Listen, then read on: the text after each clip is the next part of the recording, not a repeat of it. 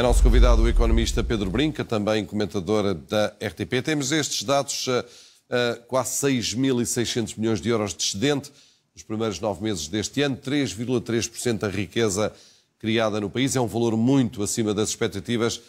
Quais foram as razões principais, Pedro? Bom, em primeiro lugar, bom dia, mas também dizer que, naturalmente, num ano em que a inflação ainda foi substancial, em que os salários nominais dos portugueses cresceram acima da inflação, mas lembrar, cerca de 2%, mas lembrar que, para as tabelas do IRS, o que conta é o crescimento nominal. E esse crescimento nominal foi de 6 e tal, quase 7%. Naturalmente que, subindo os salários, mantendo-se as tabelas, obviamente que há maior receita fiscal. A mesma coisa se aplica, por exemplo, aos impostos indiretos, nomeadamente o IVA, que é a maior fonte de receita fiscal, cerca de 27 mil milhões de euros.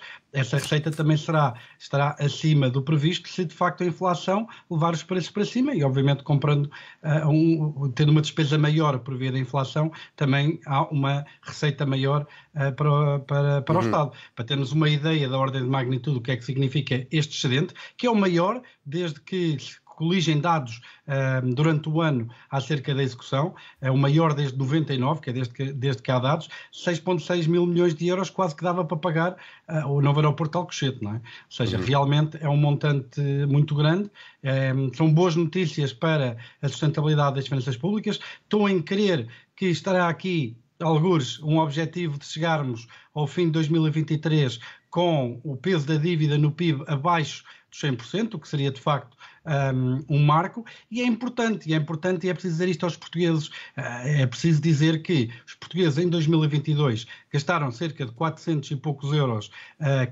cada português em impostos para pagar juros de dívida pública, e chegamos, e o que está planeado para 2024, apesar de um caminho extraordinário de consolidação orçamental que foi feito, apenas pela subida das taxas de juros, cada português está previsto que vai pagar mais de 700 e tal euros a cada um pelos juros que é previsto, pronto, a República Portuguesa ter que pagar pela sua dívida. Pedro Brinca. Por isso a consolidação orçamental é importante e espero que se consiga manter numa altura em que foram recentemente aprovadas as novas regras de sustentabilidade orçamental que vão ser aplicadas no espaço da zona euro. Precisamente. Nós estamos a falar dos primeiros 3 meses deste ano, falta ainda o último trimestre, sendo que haverá pagamentos de final de ano que vão alterar estes valores depois no final. O que é que poderá acontecer? Que tipo de percentagem é que poderemos ter e qual será o valor apurado no final deste ano? Eu creio que o déficit para o fim do ano estará próximo do 0,9, que era ao 0,8, que era aquilo que estava planeado. O Banco de Portugal sugere que pode chegar a 1,1% do PIB. É certo que nós, em novembro, tivemos o pagamento do subsídio de Natal. Por um lado, tipicamente, os governos no último trimestre, e principalmente nos últimos meses, sentem que quando a execução orçamental está a correr bem, sentem que há ali espaço para ter segurança em executar a despesa. Também é certo que este ano foi dissolvida a Assembleia da República e o Governo foi abaixo, poderá ter limitado em parte esse esforço em algumas rubricas, mas quer dizer, creio que será sem dúvida o maior excedente do orçamento do Estado em democracia, apenas o segundo positivo, e enquanto alguém que privilegia a estabilidade orçamental, é bom lembrar que o crescimento para 2024 está previsto que seja mais baixo, tem sido sucessivamente revisto em baixa. Com menor crescimento significa menor receita fiscal. Se o desemprego subir um pouco, o que estava previsto no quadro macroeconómico subjacente à proposta de Orçamento de Estado para 24 é de um desemprego de 6,2%, que está em mínimos históricos. Se a recessão ou se o abrandamento económico for mais forte do que aquele que está previsto, rapidamente o excedente desaparece, porque são menos pessoas, se aumenta o desemprego, são menos pessoas a gerar receita fiscal, são mais pessoas a receber transferências e subsídios, há menos receita, obviamente, de impostos indiretos, IRS, etc. E voltamos a estar numa situação de sustentabilidade das contas públicas que inspira algum cuidado. É bom lembrar que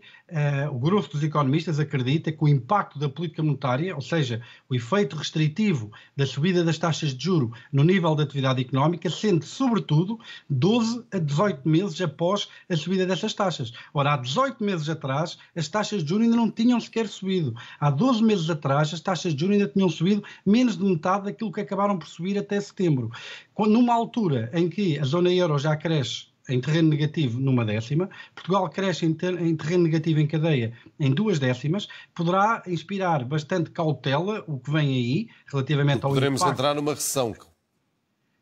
Essa probabilidade é altíssima. Pelo menos técnica, não é? Os tais 3 trimestres pelo menos técnica. negativos. Claro que se for uma recessão de apenas 2 décimas, como equivalente àquilo que tivemos crescimento negativo no terceiro trimestre, é aquilo que todos desejamos, que é o tal soft landing. Conseguimos derrotar uma crise inflacionista sem grande consequência para a economia, porque nós não vimos aqui destruição massiva de emprego ou de empresas, e isso é uma vitória realmente das instituições que gerem as economias.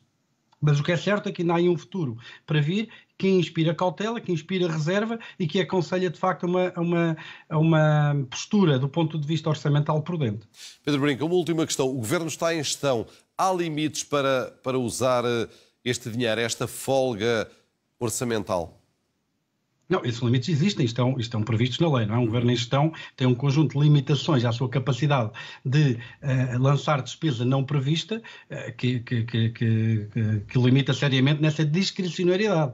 Por isso, nessa perspectiva, acho que estamos mais ou menos seguros. Agora, não obstante, é bom lembrar que estamos num período eleitoral. Foram batido o recorde de propostas para alteração ao Orçamento de Estado de 2024, foram mais de 1.900 propostas, quase todas de sentido único, independentemente do mérito que tenham, quase todas de sentido único, de aumentar a despesa, e crê-se que, dependendo obviamente da composição do Parlamento e do Governo tomar posse, possa haver um orçamento retificativo para 2024 que reflita novas orientações políticas de um Governo que poderá tomar posse. Pedro Nuno Santos, por exemplo, já disse que não teria tido uma consolidação tão forte este ano, teria tido apenas aquela que está prevista em Orçamento de Estado, o que poderá sugerir alguma coisa acerca daquilo que poderá vir em 2024. Outros partidos também já anunciaram cortes fiscais, nomeadamente em CDRS, ou o desejo de os fazerem. Vamos ver o que irá acontecer. O que é certo é que não é sério falar de cortes de impostos sem dizer como é que se financiam. E lembrar que este excedente também é muito motivado pela questão da inflação, que é uma questão temporária, que se espera que desapareça nos próximos anos,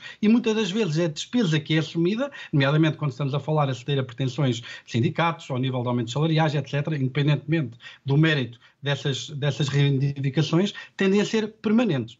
Por isso, é preciso muita prudência na gestão de todas estas despesas.